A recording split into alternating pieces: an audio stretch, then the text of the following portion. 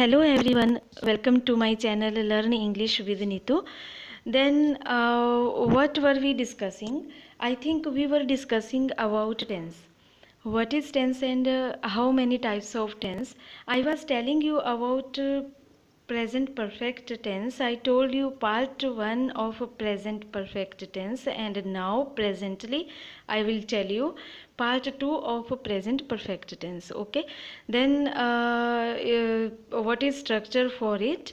जब हम सेंटेंस बनाएंगे तो जो क्वेश्चन वर्ड हैं उनको हम पहले लेंगे. What, when, how, why, where plus have has plus subject plus verb की थर्ड फॉर्म यूज होगी. Okay, for example first sentence is पापा कब आए हैं. पापा कब आए हैं. When has father came. Second point is आपने ये काम क्यों किया है. Why have you done this work. उसने क्या किया है. What has he done. वह कहाँ गया है. Where has he go. आपने कैसे ये सोचा है. How have you think this. तुमने बाघ कहाँ देखा है. Where have you seen this the tiger. तुमने मेरे लिए क्या किया है. What have you done for me.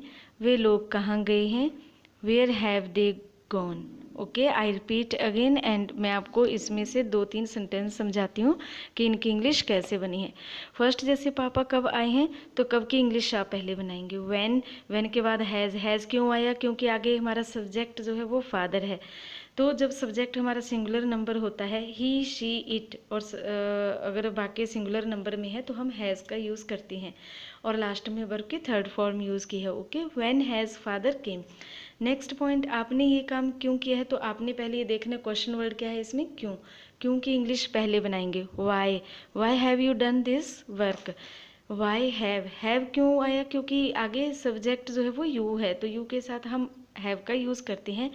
We, you, दे, और अगर बाकी प्लूरल नंबर में है तो हम हैव का यूज़ करते हैं. ये आपने ध्यान रखना है इसमें.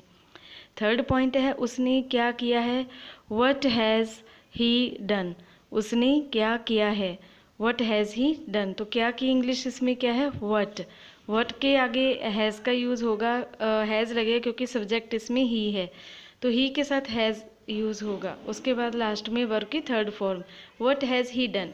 नेक्स्ट सेंटेंस इज वह कहाँ गया है. तो कहाँ की इंग्लिश आप पहले बनाएंगे. Where has he go. Where has he go. आपने कैसे ये सोचा है तो जो कैसे वर्ड है उसकी इंग्लिश आप पहले लेंगे. How have you think this.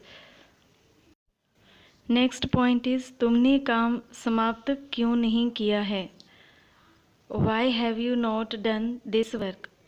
उन लोगों ने हम लोगों के लिए क्यों कुछ नहीं किया है. Why have they not done anything for us. वह मुझे क्यों भूल गया है. Why has he forgotten me.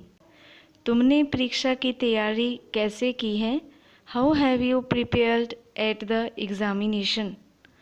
उसने इस सवाल को कैसे बनाया है. How has he solved the sum. I repeat again. 9 point is तुमने काम समाप्त क्यों नहीं किया है. क्योंकि इंग्लिश पहले आएगी. Y have you not. Have helping verb है. हैव यू के साथ हमेशा हैव का यूज़ होता है और यू सब्जेक्ट है. उसके बाद हम नॉट का यूज़ करेंगे. Okay, Y have you not done verb की थर्ड फॉर्म है. And next this work. Y have you not done this work. उन लोगों ने हम लोगों के लिए क्यों कुछ नहीं किया है. तो क्योंकि इंग्लिश हम पहले बनाएंगे. वाई एंड उसके बाद हैव आएगा. हैव क्यों आएगा क्योंकि आगे दे है.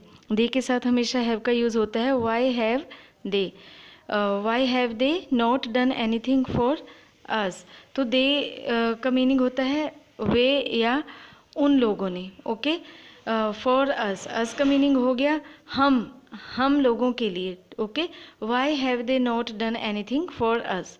वह मुझे क्यों भूल गया है. तो क्योंकि इंग्लिश हम पहले लेंगे. वाई आगे हैज़ लगाएंगे क्योंकि हैज़ इसलिए लगा आगे सब्जेक्ट हमारा ही है. Why has he forgotten me. Forgotten verb की थर्ड फॉर्म है. तुमने परीक्षा की तैयारी कैसे की है. How have you prepared at the examination.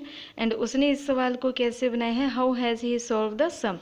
जो क्वेश्चन वर्ड हैं उनकी इंग्लिश हम पहले बनाते हैं, उसके बाद हेल्पिंग वर्ब, सब्जेक्ट, उसके बाद वर्ब की थर्ड फॉर्म यूज़ होती है and object. Please tell me in comment how did you find this video and please like, share and subscribe this video. Subscribe ज़रूर कीजिए ताकि जो भी मैं आगे वीडियो बनाऊं उसका नोटिफिकेशन आपको मिलता रहे. और जो भी टेंस से रिलेटेड जितने भी मैंने इससे पहले वीडियो बनाए हैं उसका लिंक मैं नीचे डिस्क्रिप्शन में दे रही हूँ, आप वहाँ पर जाकर सारे टेंस को पढ़ सकते हैं.